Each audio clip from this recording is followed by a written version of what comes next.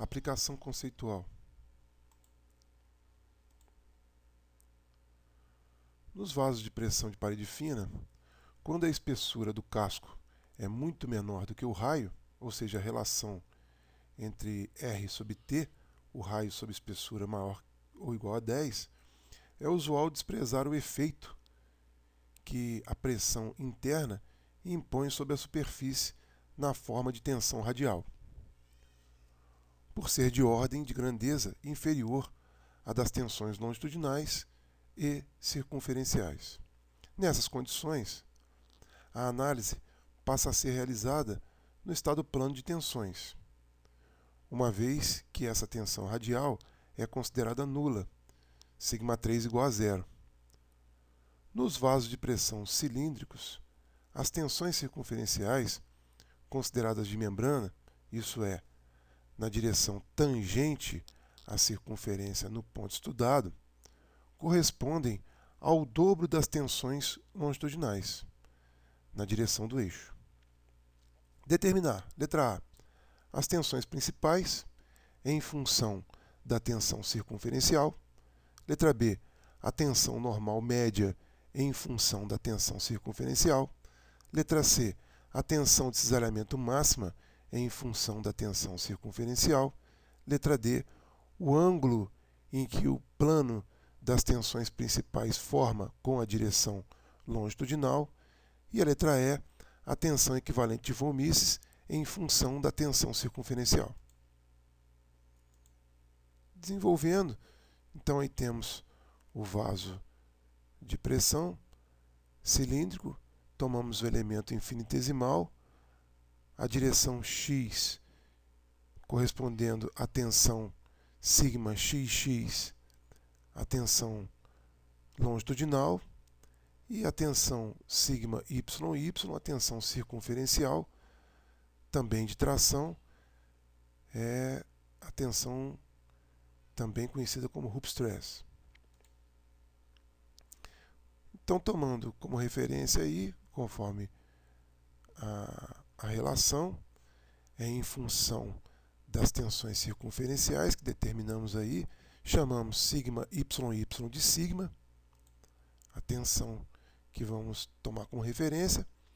Sigma xx, portanto, é sigma YY sobre 2, é metade, a tensão longitudinal corresponde à metade da tensão circunferencial. Assim, sigma xx igual a sigma sobre 2. Ambos com valor positivo, porque são tensões de tração. Assim, temos condições de montar aí o tensor de tensões de Cauchy.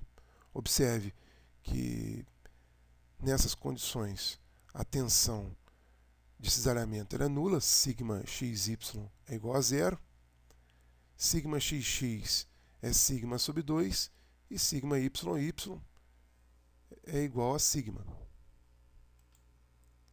Aplicando a equação para as tensões, determinar as tensões principais, no lugar de sigma xx aplicamos sigma sobre 2 e no lugar de sigma yy aplicamos sigma. Assim, continuando, resolvendo algebricamente a expressão, temos que sigma 1, 2 é igual a sigma a 3 sigma sobre 4 mais ou menos sigma sobre 4. Essa primeira parte corresponde à média aritmética das tensões normais na direção de x e y. A segunda parte, sigma sobre 4, corresponde à tensão de cisalhamento máxima. Assim, temos que a tensão sigma 1 é igual a mais sigma, que é a tensão principal de tração, e sigma 2 mais sigma sobre 2. Ou seja, os valores que encontramos são os mesmos. Sigma 1 corresponde a sigma y e sigma 2 corresponde a sigma x. A tensão a média aritmética das tensões normais, a tensão normal média, é igual à primeira parte da expressão. A solução, portanto, sigma médio igual a 3 sigma sobre 4. A tensão de cesariamento máxima, pedido da letra C, tal máximo é igual a sigma sobre 4. A segunda parte da equação do item A. Letra D. Então, determinando a direção, confirmando aí a direção, temos que a tangente de 2β é igual a sigma xy sobre sigma xx menos sigma yy sobre 2.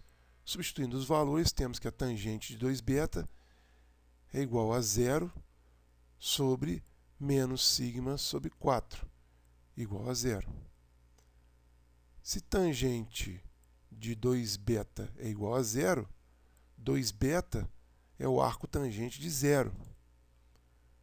2β igual a 0 graus, β igual a 0 graus. Então, estamos falando da mesma direção que xy. X e y corresponde à direção principal. Nós estamos, portanto, com sigma x e sigma y, as tensões principais. Isso foi para efeito didático apenas, demonstramos para efeito didático.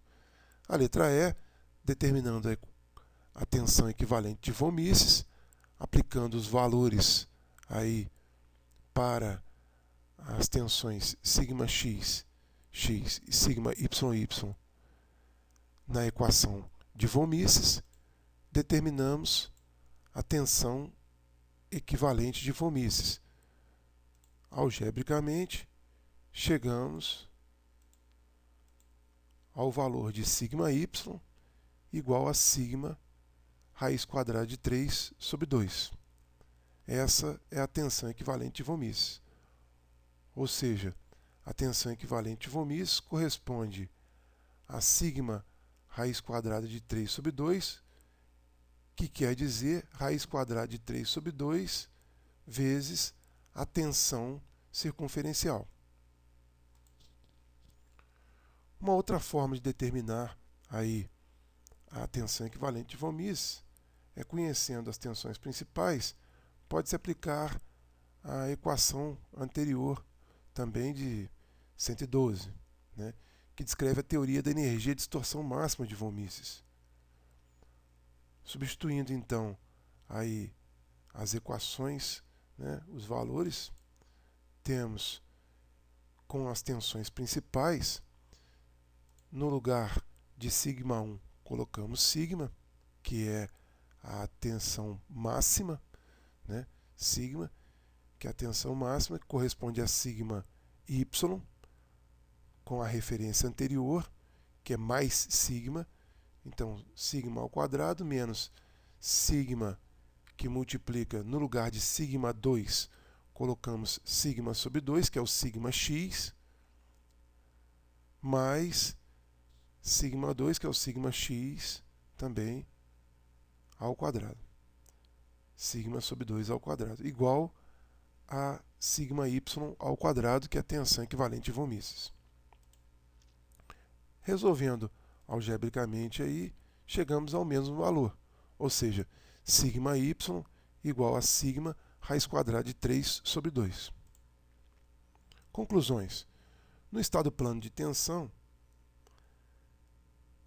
quando na análise é desconsiderado o efeito da tensão radial devido à pressão na superfície, as tensões principais são as próprias tensões circunferencial e longitudinal. Portanto, são coincidentes as respectivas direções. Ou seja, as tensões coincidem, as tensões principais, a direção das tensões principais com as direções de x e y. E a segunda conclusão é que a tensão equivalente de von Mises corresponde a 86,6% da tensão circunferencial. Então, essa é a segunda conclusão.